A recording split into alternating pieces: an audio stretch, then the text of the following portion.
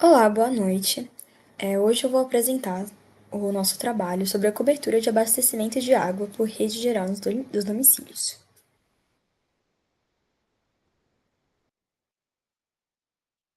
O ponto de partida desse estudo é a desigualdade educacional que ainda marca o Brasil. Mesmo com avanços nas últimas décadas, ainda há grandes diferenças regionais na permanência e no desempenho escolar. Em muitas redes públicas, a evasão e a reprovação continuam sendo uma barreira muito significativa para o desenvolvimento educacional. Essas disparidades mostram que o desafio não é apenas garantir acesso à escola, mas assegurar que os alunos permaneçam e aprendam com qualidade. Assim, nós buscamos compreender quais estados estão inovando, ou seja, implementando políticas e estratégias que melhoram o fluxo escolar, reduzem o abono e aumentam a eficiência da gestão. Aqui, a inovação educacional, ela não se limita ao uso de tecnologia, mas envolve também novas formas de pensar e de gerir o sistema educacional de fato, de modo a promover resultados sustentáveis e igualitários. Pensando um pouquinho na nossa metodologia, a gente buscou o IBGE como nossa fonte de dados e usamos a descrição do prompt do Gemini para começar a fazer justamente essa parte da modelagem do código em Python. Ao final, nós fizemos a análise dos mapas com base no que foi descoberto, no que foi criado, e chegamos às nossas conclusões finais que nós vamos apresentar em breve. Então, passando um pouquinho para o desafio de acesso à água potável no Brasil. Apesar de ser realmente um direito básico da humanidade, ele não é garantido aqui no Brasil para todas as pessoas. Essas desigualdades elas ainda são expressivas principalmente entre áreas urbanas e rurais nas diferentes regiões do país. Então, no meio rural, a gente tem aqui uma dependência muito grande de poços, nascentes e outras fontes alternativas ainda, por não ter tanto meio de distribuição consolidado de fato.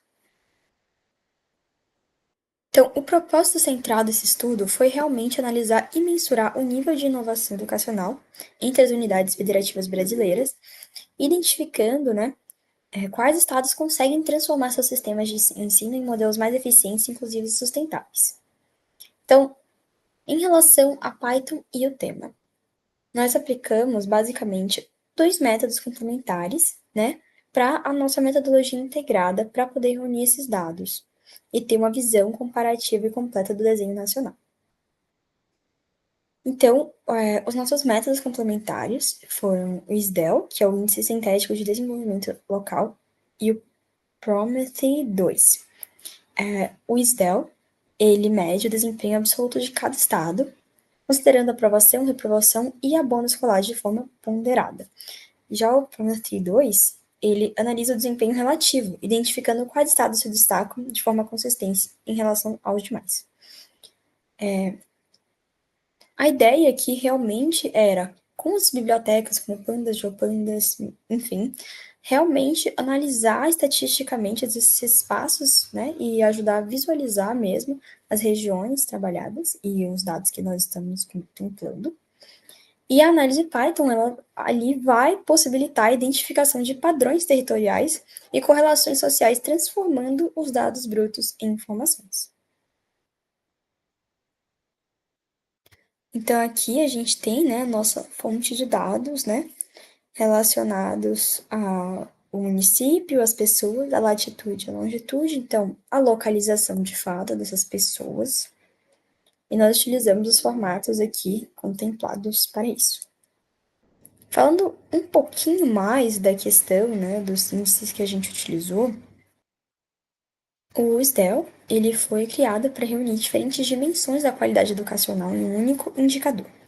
E ele combina três variáveis essenciais: a aprovação, reprovação e abono escolar, refletindo o quanto os sistemas de ensino conseguem garantir o aprendizado e a permanência também. A lógica é bem simples, mas ela é relevante. Quanto maior a taxa de aprovação e menor a de reprovação e abandono, mais eficiente seria o sistema educacional. Para isso, a gente atribuiu pesos diferenciados a cada dimensão. Então, um peso de 0,2 para aprovação, 0,2 para reprovação e 0,6 para abandono escolar. Essa ponderação destaca o abandono como o maior desafio educacional brasileiro, refletindo a importância de políticas públicas voltadas à retenção de estudantes. Então, ele funciona não só como uma média geral, mas realmente como uma média que traga ali um grau de maturidade e eficiência muito maior para a nossa análise. Falando um pouco sobre os exemplos de prompt que a gente usou, né? Então, a gente tem aqui, a gente usou o task, a gente trabalhou com os códigos abaixo, então a gente foi criando essas tabelas e usando essas médias ponderadas, a gente começou a fazer as nossas análises. Então, após o cálculo, né, dos índices, o nosso passo foi realmente integrar esses dados educacionais com informações geográficas para representar os resultados de forma visual e espacial. Então, a gente utilizou a biblioteca do GeoBR, que disponibiliza os contornos oficiais das unidades federativas com base nos dados do IBGE, e nela nós unimos o conjunto de indicadores, aos quais eu citei, aos polígonos geográficos de cada estado, gerando um Geodata Frame, que é uma estrutura que combina estatísticas e localização. Essa junção foi essencial para permitir a análise territorial da inovação educacional, possibilitando observar padrões regionais e diferenças espaciais no desempenho dos estados. Essa junção foi essencial para permitir a análise territorial da inovação educacional, possibilitando observar padrões regionais e diferenças espaciais no desempenho dos estados. A partir dessa integração, né, abrimos caminho para a construção de mapas coropléticos, que traduzem os resultados em cores e tornam o diagnóstico intuitivo, dinâmico e acessível para gestores e pesquisadores. Assim, os dados deixam de ser apenas números e realmente demonstrar aqueles dados de uma maneira muito mais visual e compreensível. Então, nesse processo, né, a gente fez o download da base de dados CIDR para o Excel, a gente padronizou, né, as colunas e a codificação, fez a codificação das categorias. Como eu falei, a gente fez essa importação das bases em Python. Fizemos, né, a seleção das variáveis relevantes, que eu falei um pouquinho sobre anteriormente. Então, abastecimento, desigualdade socioeconômica, população, etc. E fizemos o tratamento, né, de valores ausentes e inconsistentes para que realmente funcionasse o nosso mapa. E fizemos a junção com as malhas territoriais pelos geopandas, como foi dito anteriormente. Então, agora, vamos visualizar os mapas. Então, em relação à escala Gini, nós temos aqui, né, o índice ele é menor tanto no centro-oeste quanto no sul, tem um enfoque maior ali no norte, principalmente no nordeste, e também com ali uma relevância tanto no Rio quanto no Distrito Federal. Em relação à quantidade de domicílios sem água, o sul, o sudeste e o centro-oeste tem ali o menor índice, tendo ali os índices mais elevados, tanto no norte quanto principalmente no nordeste, com ali um enfoque também na Bahia e em alguns outros estados.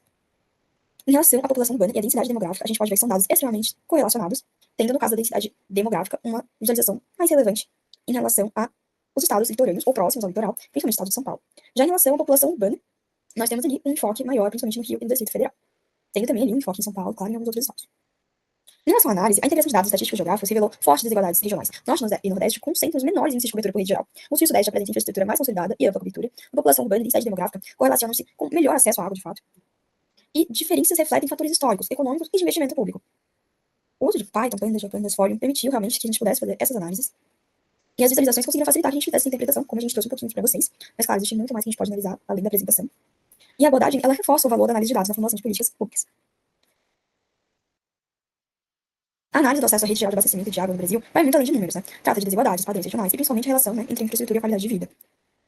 Em síntese, né, o trabalho mostra como a análise quantitativa espacial, apoiada em dados confiáveis e tratada com ferramentas analíticas, pode transformar informações dispersas em um conhecimento útil para a tomada de decisão, a partir da comparação entre diferentes mapas e indicadores, que torna possível identificar fatores que impulsionam ou limitam o progresso de determinados estados e municípios, apontando inclusive temas que merecem ser muito mais investigados. O Brasil ele avançou no abastecimento por rede geral, mas ainda possui grandes disparidades entre os estados, seguindo, inclusive, né, esse molde de realmente haver um investimento muito menor no norte e no nordeste, que também é um grande causador dessa situação que nós presenciamos nas mapas. As zonas rurais e estados de menor renda, eles continuam sendo os mais vulneráveis, e esse modelo torna muito mais eficiente e replicável para os estados territoriais esses dados, os quais nós trouxemos. É uma ferramenta que ela é bastante útil para apoio a decisões públicas.